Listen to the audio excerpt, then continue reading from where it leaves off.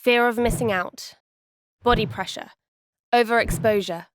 With mental health in the spotlight, is social media public enemy number one? Let's pause the moral panic and see what the experts say. So the major findings were really surprising to me. They went against my hypothesis. Over 8 years, a group of 13-year-olds had their social media use and mental well-being monitored. We actually found that there was no impact at all on social media time and depression or anxiety. This study found no correlation, but it is not the only study.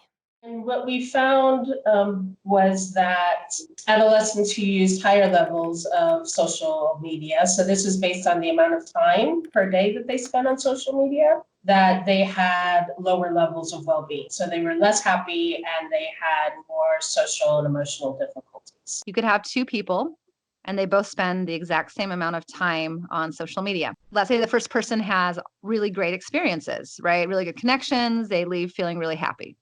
Second person has really terrible experiences. Maybe they're cyberbullied, the social comparison, all these things. They leave feeling really negative. The actual time spent is the exact same, but it's what they're doing on their social media accounts that's different. And that maybe washes out some of these effects of time.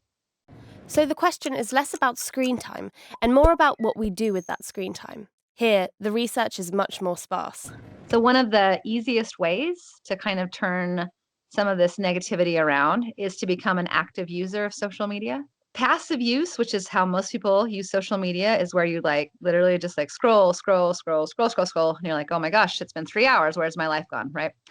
Active media is where you're actually posting things yourself, you're liking posts, you're commenting nice things, right? That's kind of a protective feature for mental health problems, is to use it in active ways.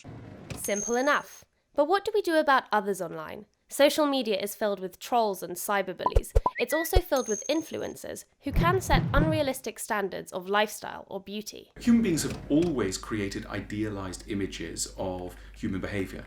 The ancient Greeks were doing it with their gods, these people called gods, who were ultimately the giant, social influencers in the sky. Saint Jerome, Saint Francis, what are these people? We've got social influencers who reflect the dominant concerns of our societies, which are to do with material success, outward beauty, and popularity. These are the things that the world cares a lot about. One real question is, how would we ever change who the social influences are? And I think there's actually quite a lot of room for invention and creativity.